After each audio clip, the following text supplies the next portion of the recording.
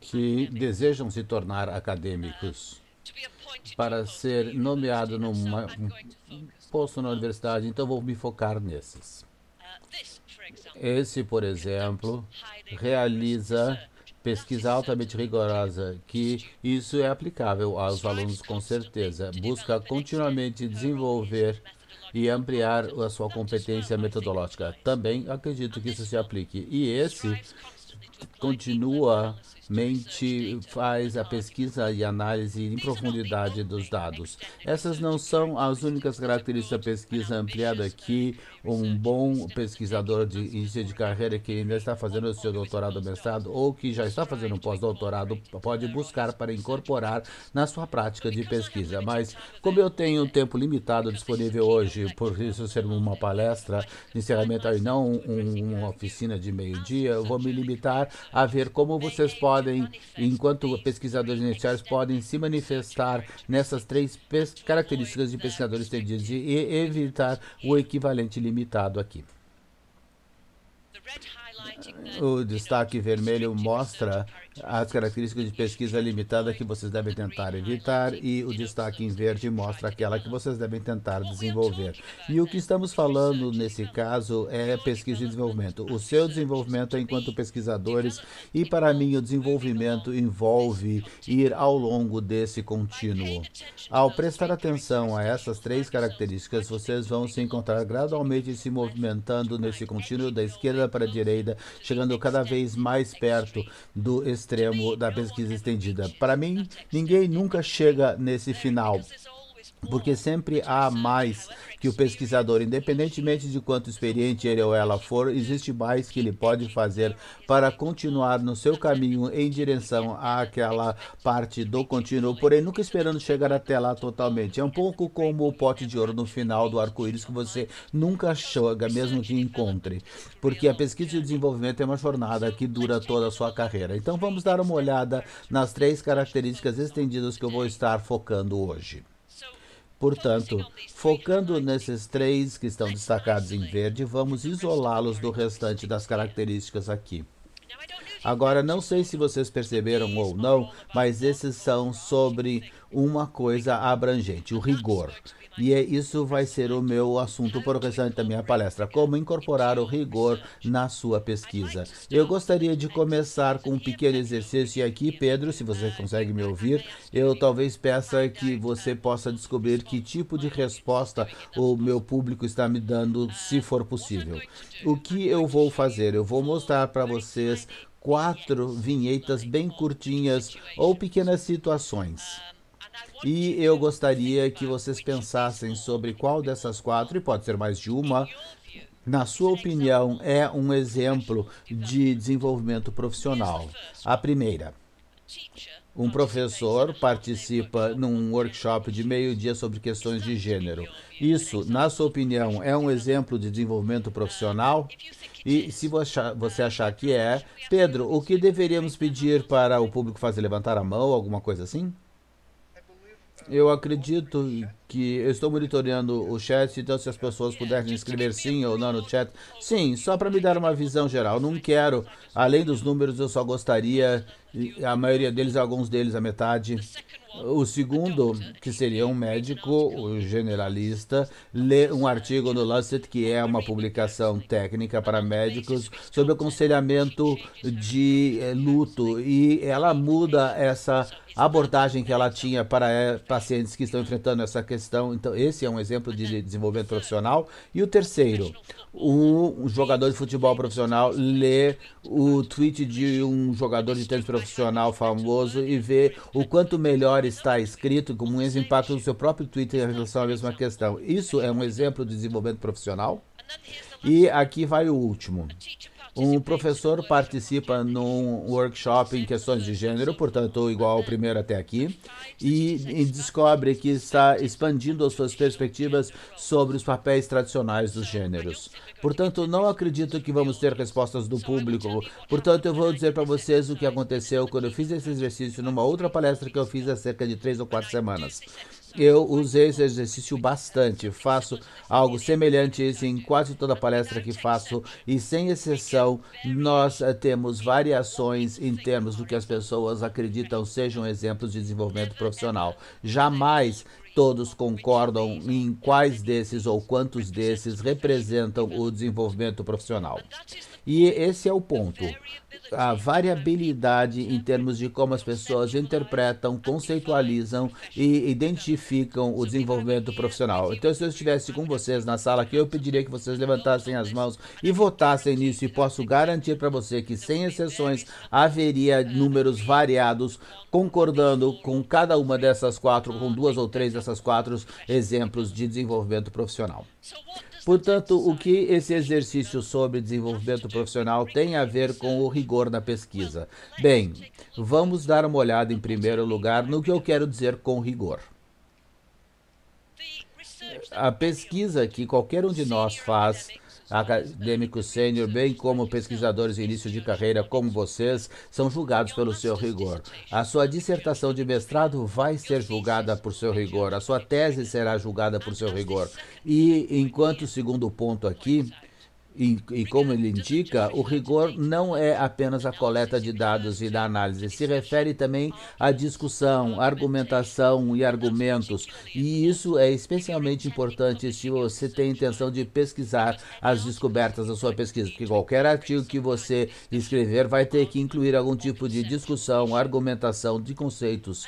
E é a conceitualização enquanto veículo para injetar o rigor na sua pesquisa que eu gostaria de tornar o foco da minha palestra de hoje. E o exercício que nós fizemos há minutos atrás, mesmo que a maioria de vocês não tenha participado no exercício, era sobre a conceitualização, sobre como as pessoas, como vocês conceitualizam o desenvolvimento profissional. Muito do que eu vou cobrir nas minhas palestras de hoje está coberto num dos meus livros, esse aqui. O livro foi publicado em 2002, portanto tem 20 anos de idade agora.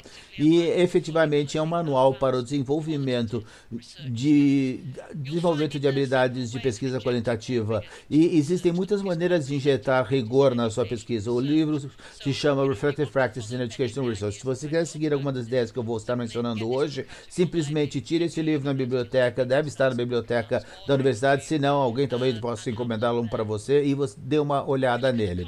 Se examinarmos a página de conteúdo do livro, eu posso mostrar para vocês vários capítulos da parte 2 aqui, que potencialmente os ajudarão a injetar rigor na sua pesquisa, capítulos 6, 7, 8 e 9. Hoje, porém, vou focar principalmente no que está coberto no capítulo 3, que é levando a conceitualização a sério. Conceitualização, ok?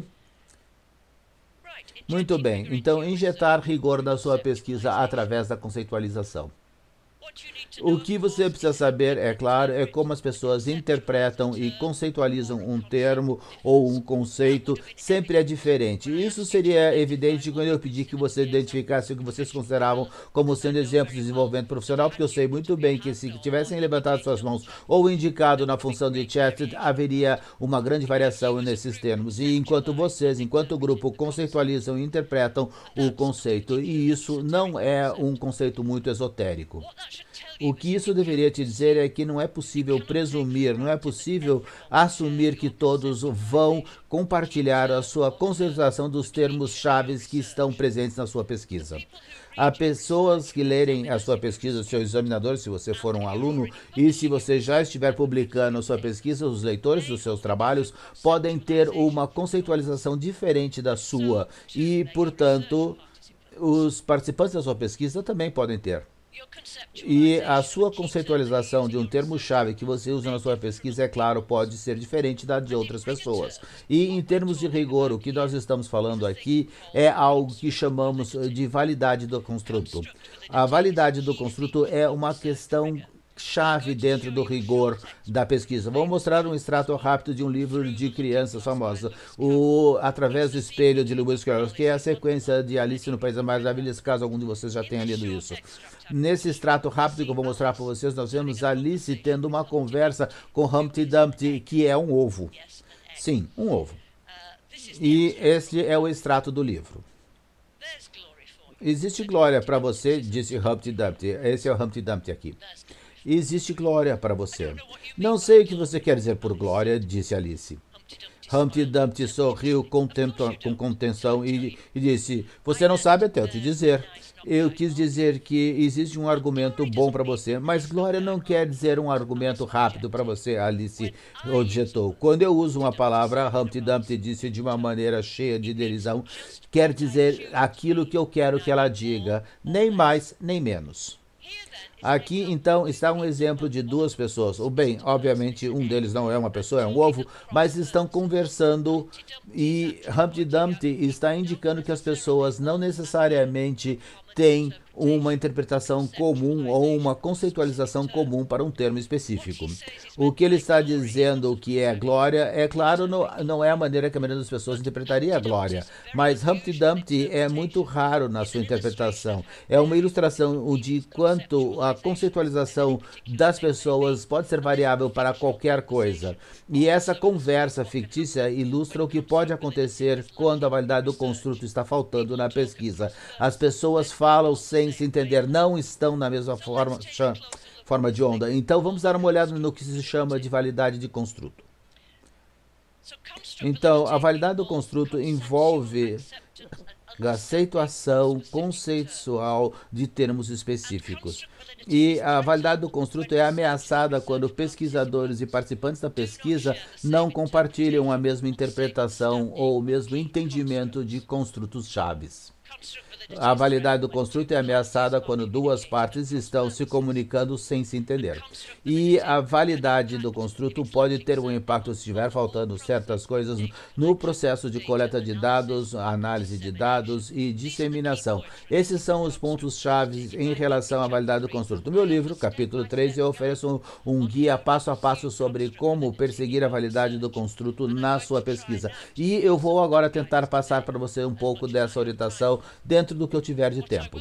E o que eu vou dizer é que uma característica do rigor é a clareza conceitual e a precisão de definição. O que vocês precisam fazer?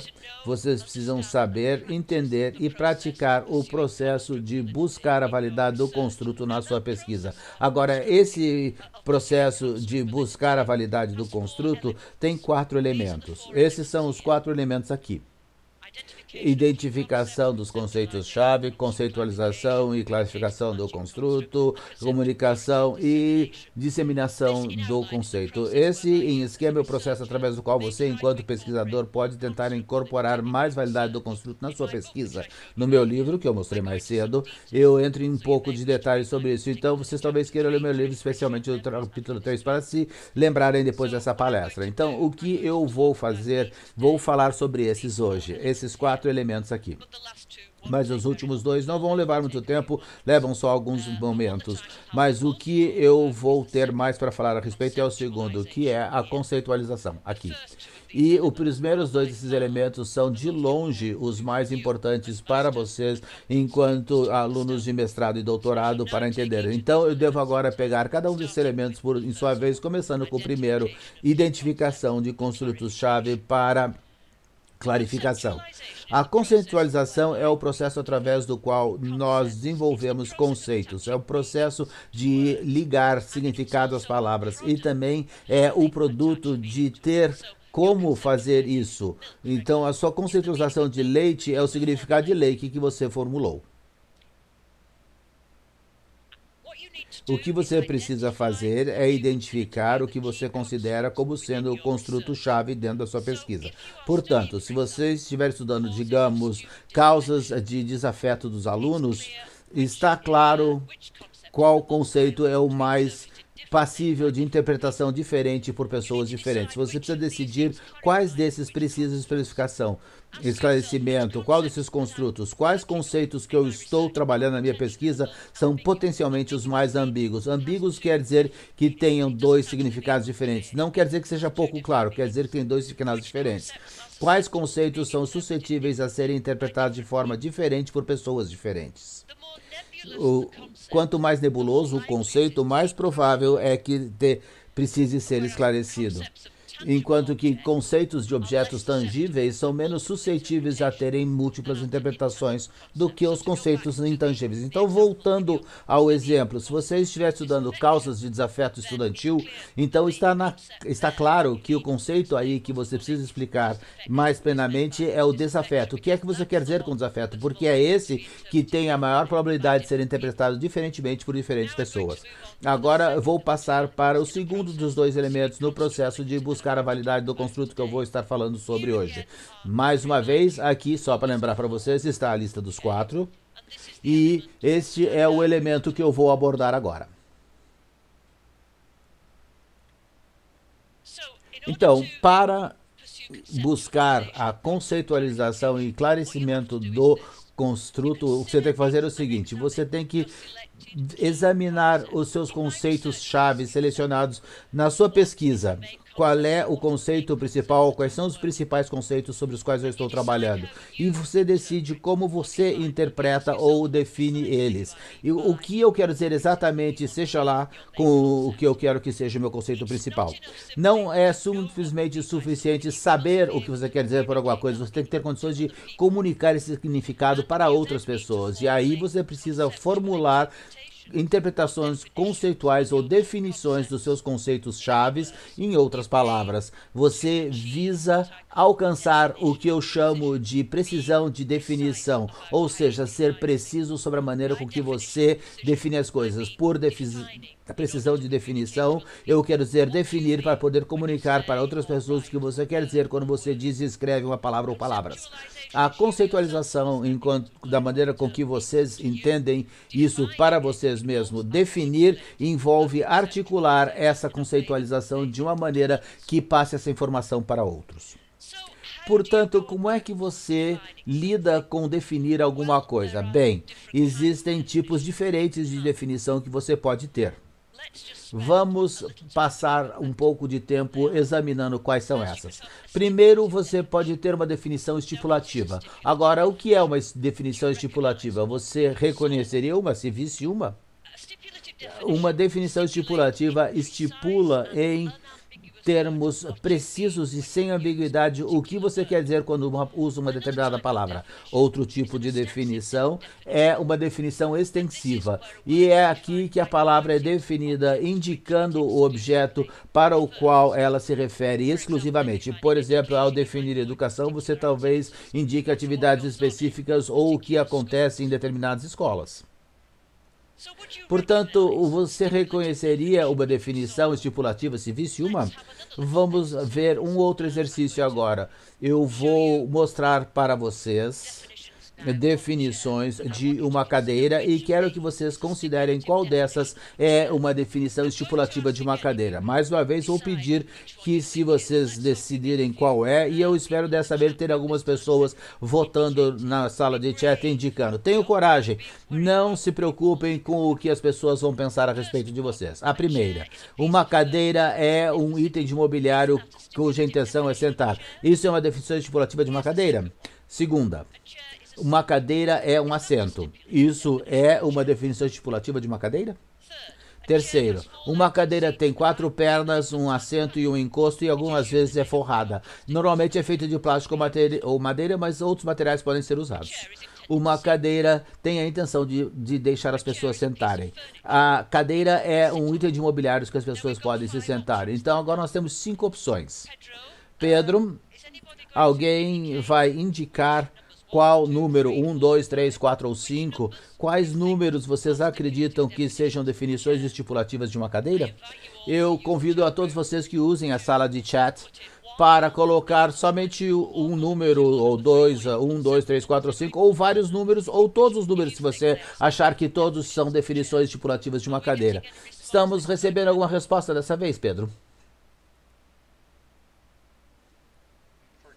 Por enquanto, não estamos mais, professora. Aparentemente, temos um problema com o sistema de áudio.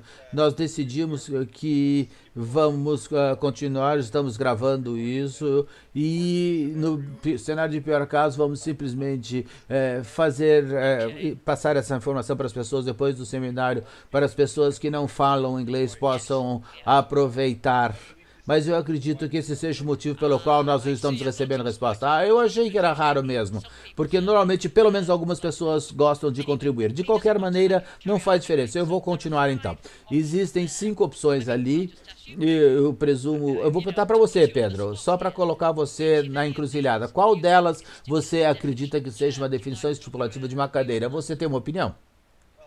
Bem, agora eu estou botando você bem no foco. Eu, eu provavelmente diria que não estava pronto para pensar sobre isso, mas são todos tipos diferentes de definições e dependeria que tipo de perspectiva nós estamos buscando, o motivo pelo qual nós estamos fazendo a definição. Eu provavelmente colocaria que todos os números são todos válidos, cada um da sua maneira. Estou muito longe. Bom, deixe-me ir em frente, daí vamos ver. Eu ia perguntar mais. Vamos falar um pouco mais sobre como reconhecer definições estipulativas. Definição estipulativa deve explicar, como eu já disse antes, precisamente e de forma sem ambiguidade o que algo é. Não deveriam simplesmente descrever alguma coisa. Uma definição estipulativa deve ser exclusiva, aplicável unicamente para aquilo que está sendo definido. Portanto, não deve incluir mais nada que possa possivelmente se encaixar. Uma definição estipulativa deve abranger explicação de todas as características que são parte integrante daquilo que está sendo definido. Deve incorporar a consideração das condições necessárias para seja lá o que estiver sendo definido. Portanto, examinando com cuidado essas explicações do que é uma definição explicativa, uma explicação, se examinarmos as 5 definições possíveis que fizemos para a cadeira, vemos que nenhuma delas declara sem ambiguidade precisamente o que uma cadeira é, de uma maneira que exclua a definição que possa se aplicar a outras coisas. Portanto, a cadeira é uma peça de mobiliário que é para se sentar, mas um sofá e um banco também são. Um banco, portanto, isso não serve como definição estipulativa da cadeira, porque pode incluir outras coisas que não são cadeiras. Uma cadeira é um assento, mais uma vez, o banco também. Então, o sofá também.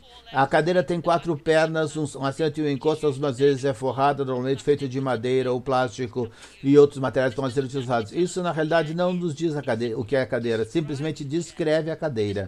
E não diz se a cadeira é algo que você come, se é algo que você veste, um animal, uma pessoa. Se você for um marciano chegando do espaço sideral, você não saberia se eu descrever uma pessoa ou não.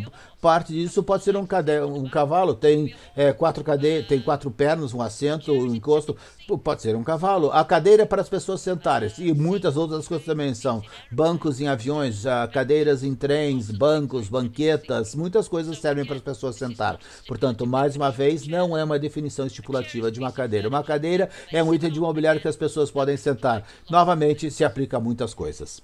Existem 2 perguntas que você pode se fazer para decidir se a declaração é uma definição estipulativa ou não. E essas são as 2 perguntas. Você se pergunta: a declaração estipula o que é uma cadeira ou o objeto que você está querendo definir?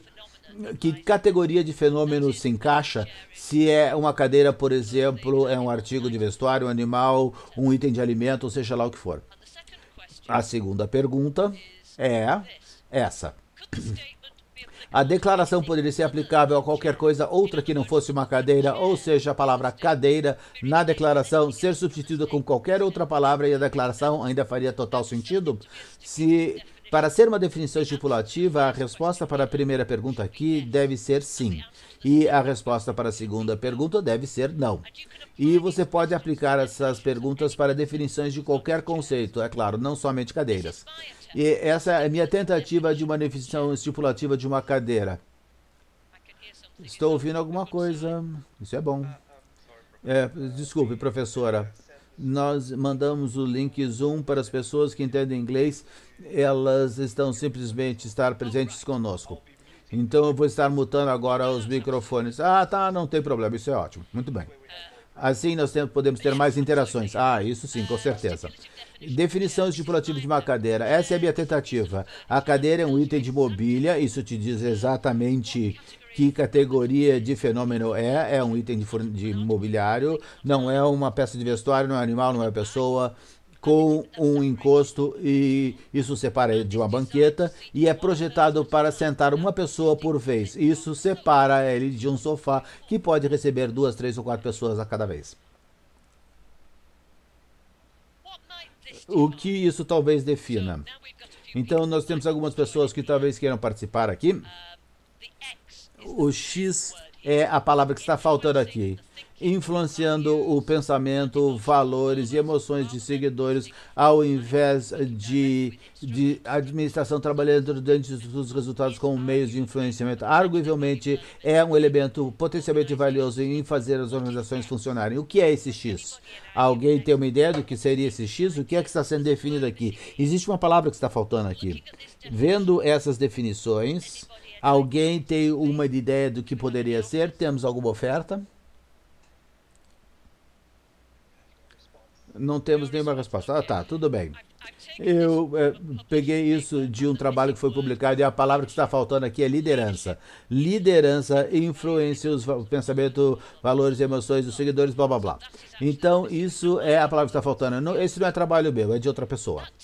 Isso nos leva para uma questão de definição de liderança. E mais uma vez vou mostrar para vocês 3 definições e perguntar se essas são definições estipulativas de liderança. Quais são e quais não são. Vamos dar uma olhada à primeira.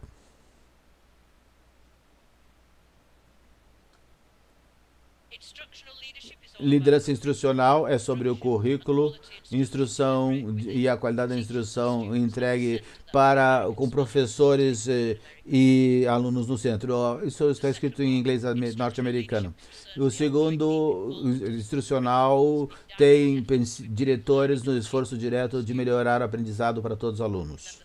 E o terceiro, a liderança é a agência humana que razoavelmente pode ser considerada como diretamente ou indiretamente facilitado ou meio facilitado uma mudança ou um desvio individual sem coação de uma posição ou direção para aquilo que o outro indivíduo percebe como sendo uma posição ou direção superior, de uma maneira melhor. Nós temos aqui supostas definições de liderança aqui. Vemos a primeira e usa a palavra trata de, is about. Isso é muito vaga ou falta de precisão. Além disso, não indica precisamente o tipo de fenômeno que é essa coisa que é chamada de liderança instrucional. Novamente, imobiliário, comida, uma maneira de vida, produto, uma forma de relacionamento. Não sabemos, o autor não diz. Portanto, isso não é uma definição estipulativa, não é uma boa definição. Semelhantemente, a segunda citação usa o verbo tem a ver, concerns. Novamente, essa palavra é vaga demais. Essas duas definições, entre aspas, não são definições estipulativas. Eu não acredito que elas consideremos mesmo como definições ostensivas. São meras descrições de algumas das características da liderança, mas não nos dizem precisamente que tipo ou que categoria de coisa a liderança é. A terceira definição vem muito mais perto do que as outras duas a ser uma definição estipulativa. Estipula precisamente o que a liderança é. É uma agência humana. Isso, e também nos diz precisamente o que essa agência faz nesse caso. Essa é a minha mais recente tentativa de definir a liderança. Mas eu ainda não estou satisfeita porque, para mim, nós poderíamos substituir a palavra liderança com certas outras palavras e a definição continuaria fazendo sentido e serviria como a definição dessas outras palavras. Poderíamos substituir liderança com desenvolvimento profissional. Desenvolvimento profissional é uma agência humana, blá, blá, blá, blá, blá. Ou poderíamos certamente substituir liderança com a palavra influência e continuar a fazer sentido. Portanto, não aperfeiçoei ainda. Porém, mesmo que eu mesma não pareça ter conseguido formular aquilo que eu considero como sendo uma definição estipulativa efetiva de liderança, não obstante, eu considero definições estipulativas como sendo um componente-chave e uma manifestação do rigor da pesquisa. Porém, são muito difíceis de formular. E levam tempo para formular. Não é possível formular uma boa definição estipulativa de alguma coisa em 10 minutos. Formular uma definição estipulativa é um processo que deve estar em andamento durante várias semanas ou até mesmo meses, à medida que você fica brincando com definições, ajustando elas, aperfeiçoando elas. Sempre que eu formulo uma definição estipulativa, eu sempre volto nela esporadicamente durante um período de várias semanas, sempre tentando deixá-la bem alinhada. E para alunos de doutorado e mestrado é muito difícil. É uma habilidade de pesquisa avançada. No meu livro, Reflective Practice in Education Research, que eu mostrei para vocês mais cedo, eu apresento guia passo a passo sobre como tratar do negócio de formular uma definição estipulativa. Eu vou esquematizar esse processo rapidamente para vocês agora. E se vocês quiserem revisitar meu aconselhamento e orientação mais tarde, vocês podem sempre ler o livro. Então, como formular uma definição estipulativa? A primeira coisa que você faz é identificar as condições necessárias e suficientes para o conceito que você quer definir. Você as lista. Por exemplo, uma cadeira.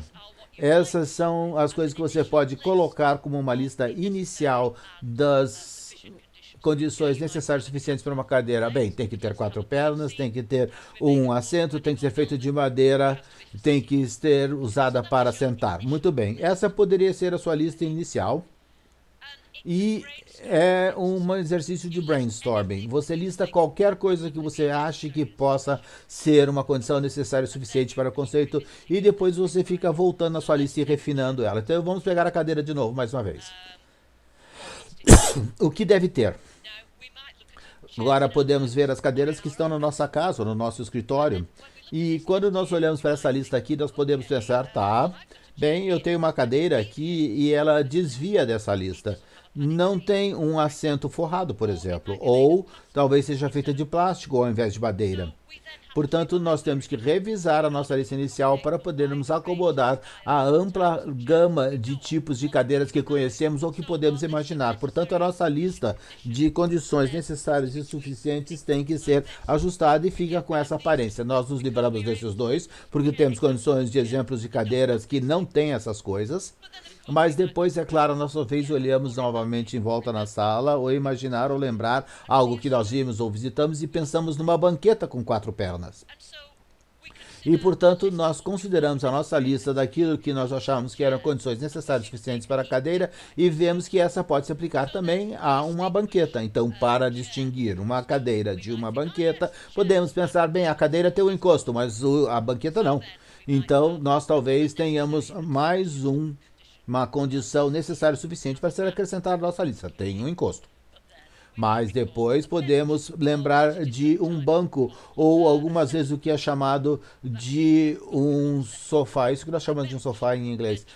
Um banco de madeira para 3, 4 pessoas se sentarem. Esse tem 4 pernas e um encosto. E vemos que essa lista de condições necessárias e suficientes também se aplica para um banco de praça. Então, para revisar a lista novamente, nós temos que pensar nisso. Senta só uma pessoa por vez. Isso não se aplica ao banco de praça. Mas aí também pensamos muitas vezes, quando éramos mais jovens, quando sentávamos ao lado dos nossos pais ou dos nossos avós numa cadeira, 2 numa única cadeira, ou quando nós e um amigo, ambos sentávamos numa poltrona juntos. Então nós percebemos que senta só uma pessoa por vez, não serve. Então, nós temos que nos livrar disso, da nossa lista daquilo que nós achávamos que eram condições necessárias e suficientes. Depois, podemos lembrar de uma cadeira que vimos em algum lugar que só tinha 3 pernas. Eu tinha uma cadeira que tinha só 3 pernas. As pessoas ficavam caindo dela, mas era uma cadeira que só tinha 3 pernas, foi projetada assim. Todas as cadeiras que têm somente um pedestal ao invés de pernas separadas, portanto, nós temos que revisar a lista mais uma vez. Agora eu não vou continuar com isso, mas vocês podem ver com essa demonstração rápida o quanto longo pode ser o processo de identificar uma lista das condições necessárias e suficientes para definir alguma coisa e continuar refinando essa lista. Não é uma tarefa que pode ser realizada em 10 minutos. Cavalo tem 4 pernas. tem um encosto e as pessoas se toleram. Mas qual é a diferença de uma cadeira? Bem, isso nos traz ao próximo estágio do processo de formular uma definição estipulativa, decidindo que tipo de categoria de fenômeno é aquilo que nós queremos definir. Existe um artigo por um autor ou autores chamado Potsakov et al., que oferece uma guia passo a passo para formular uma definição conceitual, como eu faço no meu próprio livro, e eu recomendo esse artigo para vocês também. Essa é a referência para o artigo. É isso que o autor diz. Eles observam que o estágio de identificar condições necessárias e suficientes reflete, e essa é uma situação deles, a regra estrutural que o objeto se qualifique para uma filiação para uma categoria de conceito específica, somente se e quando todos os atributos estiverem presentes. E eles também dizem que uma boa definição conceitual deve identificar o conjunto de características fundamentais ou atributos chaves que sejam comuns e potencialmente únicos ao fenômeno de interesse, ou seja, para aquilo que você está tentando definir.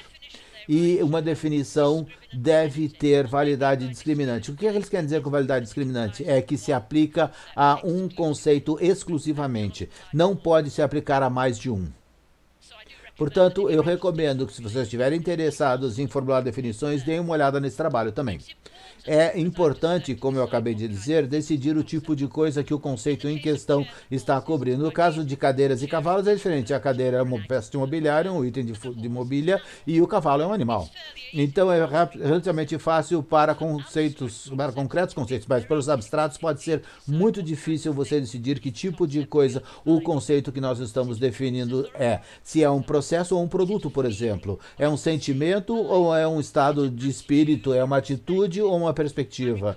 Eu me lembro, por exemplo, passando muito tempo definindo se eu deveria definir a palavra e o conceito de motivação como sendo uma predisposição ou como uma inclinação em direção a uma determinada atividade. É claro, e estou trabalhando em inglês. Vocês provavelmente vão estar trabalhando em português.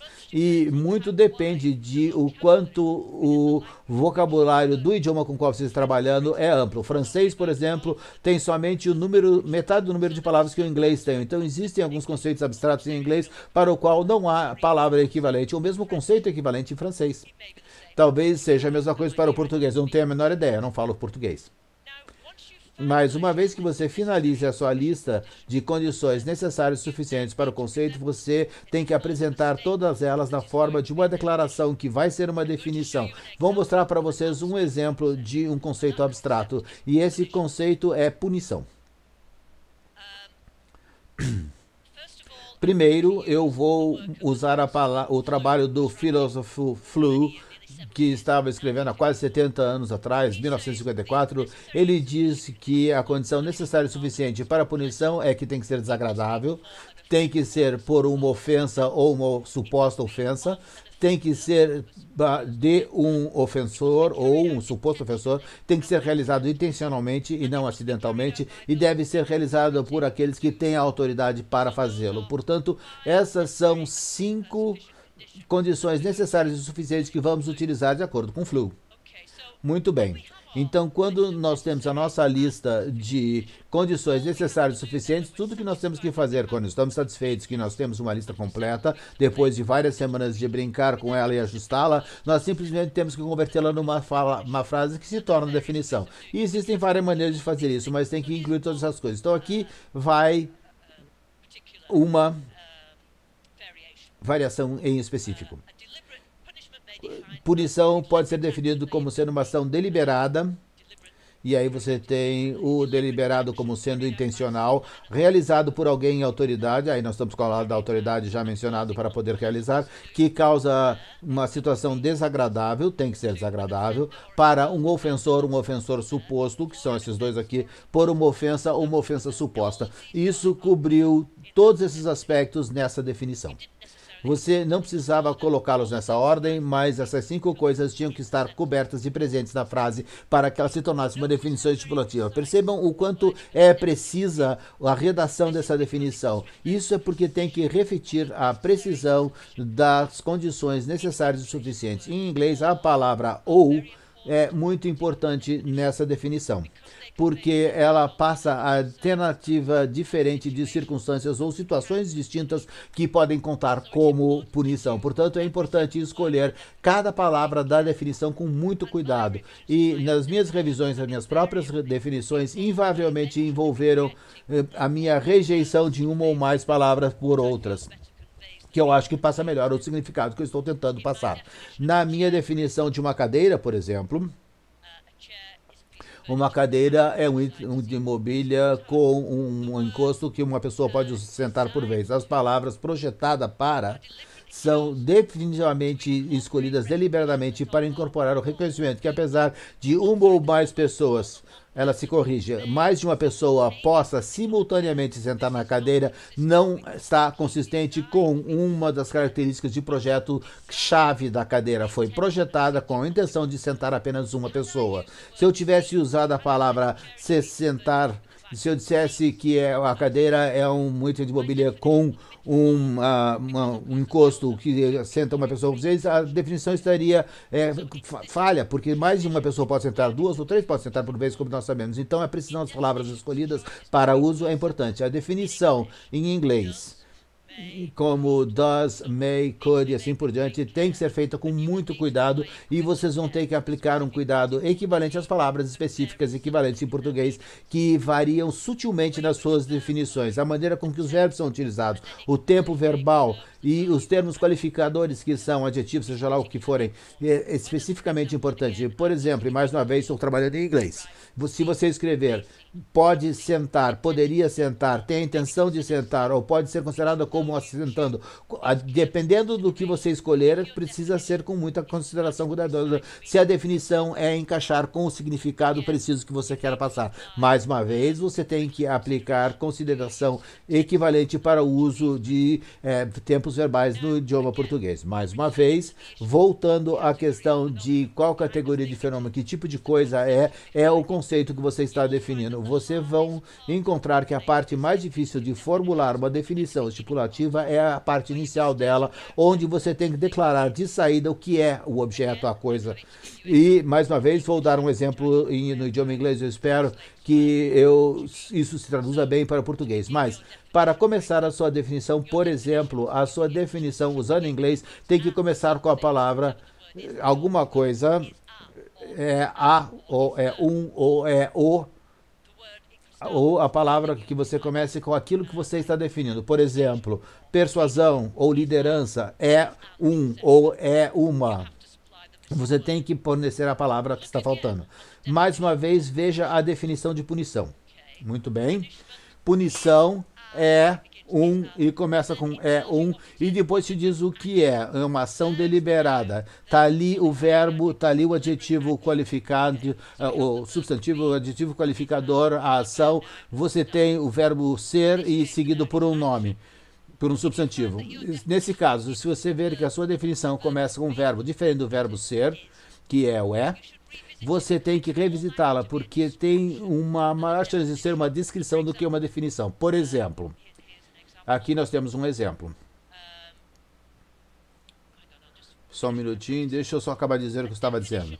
Uma definição define categoricamente o que é alguma coisa. Portanto, você precisa da palavra que envolve o verbo ser, e tem que ser seguida por um substantivo, que é o nome daquilo que é o conceito.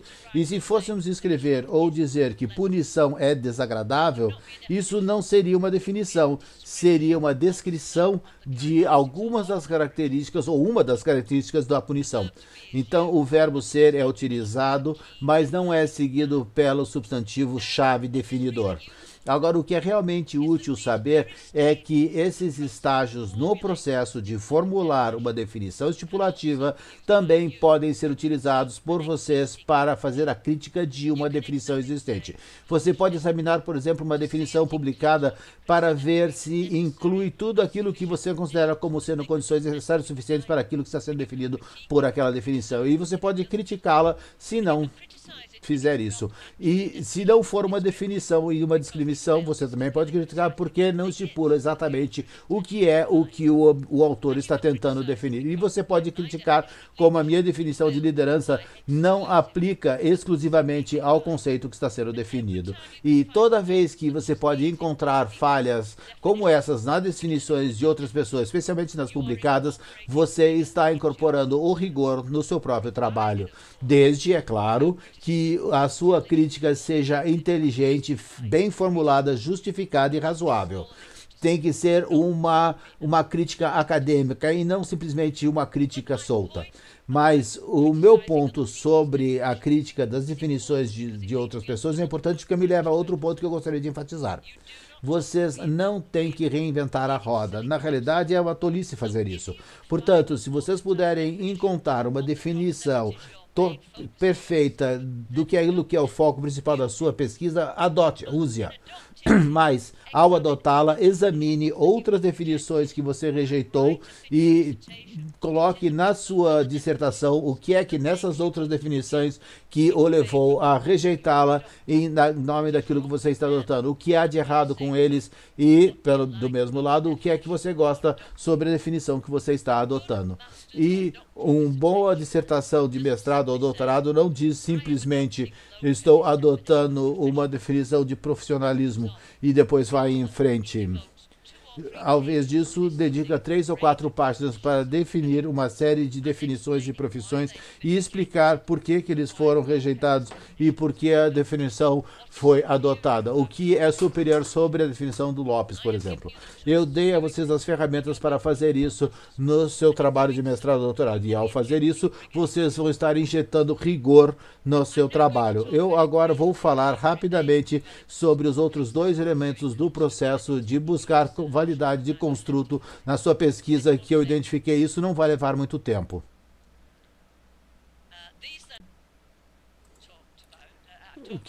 Nós já falei bastante sobre as primeiras 2 coisas, vou tirar essas e estou agora passando para o terceiro, comunicando um construto que se encaixe. Portanto, você deve apresentar aos seus participantes da pesquisa com uma definição estipulativa que você adotou ou formulou para a sua pesquisa. Desculpe, eu vou ler novamente, li errado. É uma pergunta. Você deveria apresentar aos participantes da sua pesquisa uma definição estipulativa que você adotou ou formulou para a sua pesquisa? Isso não garantiria que você e eles, como dizemos coloquialmente em inglês, estão na mesma página? Bem, não necessariamente. O ponto é o seguinte: você pode ter passado várias semanas ou meses lendo todas as definições que encontrou e depois adotando ou formulando uma estipulativa que você vai aplicar na sua pesquisa, mas os participantes da sua pesquisa provavelmente não são acadêmicos ou pesquisadores e têm pouca probabilidade de estar familiarizado com a literatura acadêmica do seu campo. Eles vão usar o vernacular ao invés da linguagem acadêmica. Eles talvez não entendam fácil e rapidamente a complexidade do conceito com que vocês trabalham, e a maioria deles nem vai estar interessado em fazer isso. Portanto, a sua tarefa enquanto pesquisador é fazer o seu melhor para garantir que você e o seu entrevistado ou os respondentes do seu questionário entendam suficientemente bem para você poder traduzir a visão dos participantes da pesquisa ou as perspectivas, atitudes, respostas emocionais, seja lá o que você estiver pesquisando neles, para informação relevante, dados que sejam melhor encaixados com o conceito ou conceitos que você está examinando. Algumas vezes você nem precisa usar a palavra exata para aquele conceito. Você simplesmente tem que discuti-lo com o participante ou buscar a resposta do participante do questionário para você poder coletar dados relacionados a isso. É parte da habilidade que ser um pesquisador eficaz, ou seja, passar para os seus participantes as questões principais, mesmo que você tenha que usar a linguagem deles, as palavras deles, que as pessoas normais que andam pelas ruas falam, para definir uma situação que você tenha confiança que você e os participantes estão falando pelo menos mais ou menos sobre a mesma coisa, diferente da Alice e do Humpty Dumpty. Eu gosto dessas 2 citações. pesquisadores vão ter que ser mais claros que os seus sujeitos ou respondentes sobre os assuntos que eles estão tratando. Deixe vocês lerem o restante disso. Deixe os seus vocabulários de ciência esotérico em casa, porque os seus participantes não vão estar realmente interessados em usar esses termos. Está na análise de dado ao invés da coleta de dados da pesquisa que o encaixe de construtos ocorre. É nesse estágio que você depende menos nas palavras exatas e termos usados pelos participantes da pesquisa, e ao invés disso você classifica os dados que eles te passaram de acordo com como esses dados se encaixam com sua própria conceitualização. Se, por exemplo, os participantes da sua pesquisa disseram que não tem interesse no seu trabalho, mas não tem vontade de lidar com isso, você pode categorizar as palavras deles como sendo desmotivação, mesmo que essa pessoa não tenha usado a palavra desmotivação ao se definir. Quando eu estou fazendo pesquisa sobre a atitude das pessoas em relação à liderança, se o participante da pesquisa fala sobre alguém que o influenciou, posso interpretar isso como sendo evidência ou dado sobre o participante ter sido liderado, mesmo que o participante não tenha usado a palavra liderado, líder ou liderança. Porque para mim a liderança é definida como sendo influência não sem coação de uma pessoa na outra. Os dados se encaixam com a minha definição. Então eu codifico e classifico de acordo. E agora eu vou em frente para o quarto e último dos elementos do processo de buscar a validade do construto. Portanto, só para lembrá-los, tiquem esses primeiros três, já fizemos eles, e agora vou falar rapidamente sobre esse último.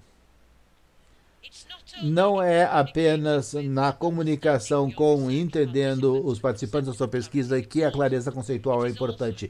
Também é importante para a sua comunicação com aqueles para quem você vai disseminar a sua pesquisa. No caso da maioria dos alunos de mestrado e doutorado, aqueles que vai estar disseminando a sua pesquisa são os examinadores que leem e avaliam seu trabalho. Porém, também é possível, especialmente se você for um aluno de doutorado, você possa disseminar a sua pesquisa numa conferência ou até mesmo numa publicação técnica.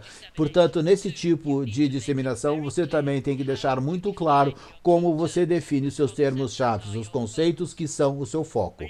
Eu lembro mais uma vez do exercício que eu tentei fazer no início, quando eu pedi para vocês decidirem qual das 4 vinhetas vocês consideravam como sendo exemplos de desenvolvimento profissional. O que eu descubro sempre que uso esse exercício é que existe uma grande variedade em termos de como as vinhetas são classificadas pelo público. Alguns acham que várias representam o desenvolvimento profissional, outros acham que não. Então, se você estiver apresentando um trabalho numa conferência, escrevendo um artigo ou escrevendo a sua dissertação e você mencionar o desenvolvimento profissional, por exemplo, você não pode presumir que todo mundo no seu público ou todos os seus leitores compartilham a sua conceitualização de desenvolvimento profissional. E o mesmo se aplica, é claro, para qualquer conceito com o qual você trabalha. Portanto, para injetar rigor na sua pesquisa, isso é o que é necessário. Você tem que deixar explícita a sua interpretação e a sua definição de conceitos-chave. Você também tem que deixar explícito a redação ou a fraseologia utilizada na coleta de dados. Por exemplo, nas suas perguntas de entrevista ou seus itens de questionário, você tem que dizer para o seu público, os seus leitores, o que é que que tipo de palavras você usou para os seus entrevistados ou seus respondentes. Você também... Porque sem esse tipo de clareza conceitual, outros pesquisadores não terão condições de avaliar o seu trabalho de uma forma significativa. Isso quer dizer que você vai estar limitando a capacidade do seu trabalho de contribuir em direção ao desenvolvimento da teoria. Para contribuir no desenvolvimento da teoria pelo processo cumulativo de pesquisas construindo umas em cima das outras. E eu estou chegando ao final agora. Eu gostaria, antes de encerrar, de mostrar para vocês as palavras finais do capítulo 3 do meu livro Reflective Practice in Educational Research, que eu já mostrei antes. Portanto, essas são as frases de encerramento, o parágrafo final do capítulo 3 do meu livro. E essas são alguns dos pontos chaves aqui. Clareza conceitual é uma das marcas da pesquisa de alta qualidade. E outro comentário-chave aqui é que a pesquisa que desconsidera a necessidade de clareza conceitual arrisca ser pesquisa de segunda. E a qualidade da pesquisa é uma questão de rigor. Trata-se de rigor. Deixe-me lembrá-los mais uma vez das 3 características de pesquisa estendida para profissionalismo que nós focamos hoje. Separados dessa tabela aqui, essas 3 características estão aqui mais uma vez. Hoje eu apresentei para vocês algumas das habilidades de pesquisa avançadas que vocês podem aplicar nas suas próprias pesquisas para poder incorporar o rigor nela.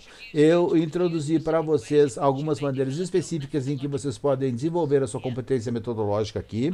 Eu ilustrei para vocês com o processo de formular sua própria e criticando as definições de terceiros, uma maneira em que você pode aplicar níveis profundos de análise no seu trabalho, especialmente no seu argumento e na discussão de conceitos.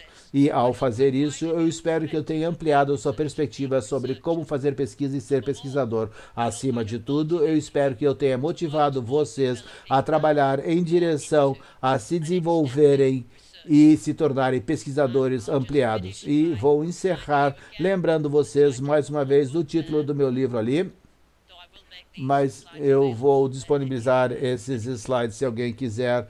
E se alguns de vocês estiverem fazendo pesquisa sobre liderança educacional, eu recomendaria os meus mais artigos mais recentes publicados somente há 6 ou 7 semanas atrás sobre liderança educacional, que oferece uma visão radical e original. Muito bem, terminei, Pedro.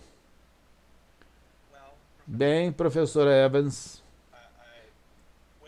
quando estávamos falando nos e-mails, eu disse que estávamos muito motivados para ouvi-la e todo mundo, agora que nós tivemos essa oportunidade, foi uma honra contar com a senhora aqui, uma noite de muito aprendizado.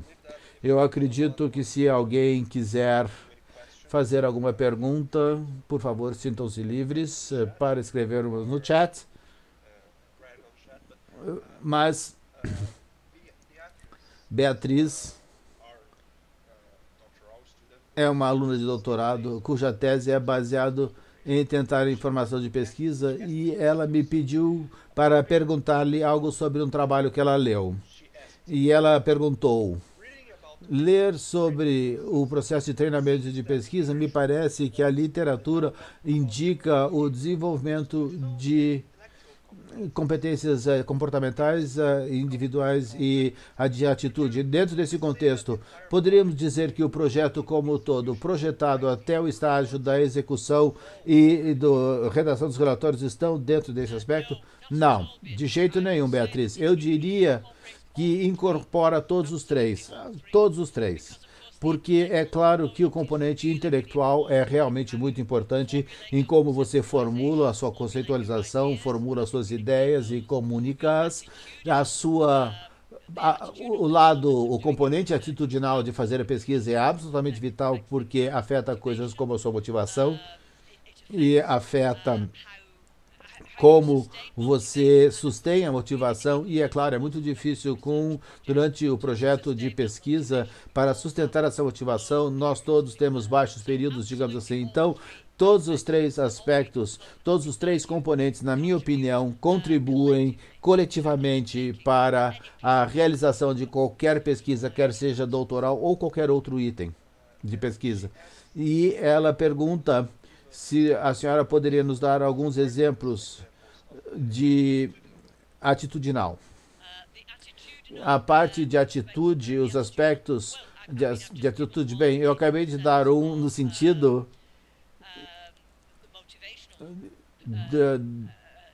da dimensão motivacional, por exemplo. Portanto, isso seria o quão motivado os pesquisadores estão, que nível de moral eles estão. Eu não sei se esse é o termo que se traduz bem para o português. Eu sei que não traduz bem para o francês, mas isso quer dizer o quanto otimista você está para o futuro do seu trabalho, a satisfação e a realização. Tudo isso é vital para se fazer pesquisa. E, na realidade, é para fazer qualquer coisa, seja lá o que for o que você está tentando fazer. Se existem dimensões específicas do componente de atitude que ela estaria interessada? Ela só perguntou em termos mais amplos, mas eu posso verificar. Alguém mais no chat gostaria de fazer alguma pergunta para a professora? Bem, Eu vou esperar um pouquinho, mais alguns minutos, para ver se nós temos mais alguma pergunta ou uma reação à sua resposta. Mas, de qualquer maneira, gostaríamos de agradecer pelo cenário. Nós tivemos um pouco de problema com o áudio, mas isso está sendo gravado e nós vamos criar legendas para que todos possam aproveitar a sua incrível palestra. Eu estou, caso ela volte, eu estou abrindo o meu modelo. Ok, desculpe mantê-la esperando, professor. Ela, sem problema. Num aspecto geral. Então, eu acredito que a sua resposta já cobriu o que era a pergunta dela. Sim, eu posso expandir sobre o que eu já disse.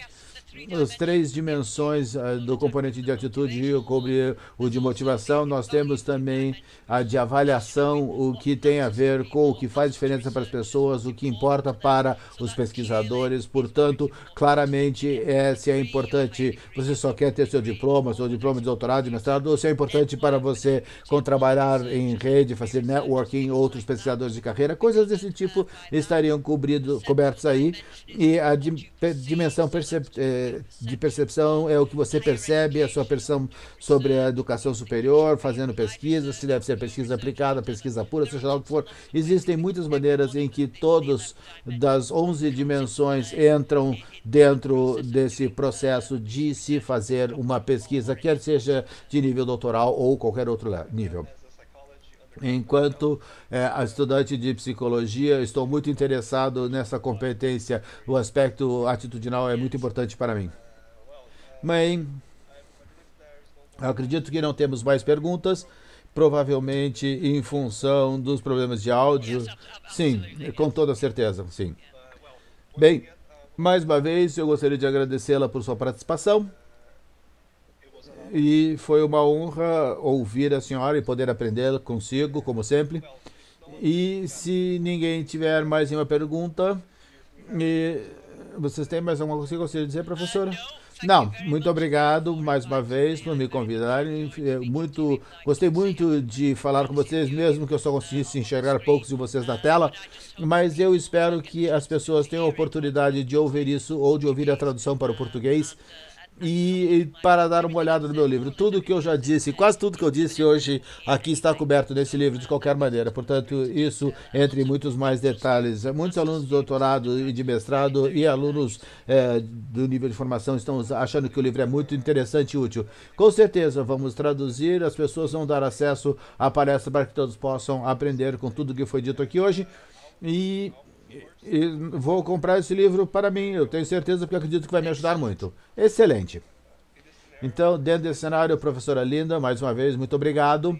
E no meu nome, em nome de todos, nós gostaríamos de desejá-la uma boa noite e esperamos poder ouvir novamente da senhora em breve. Muito obrigado, foi um prazer. Muito obrigado. Tchau. Tchau.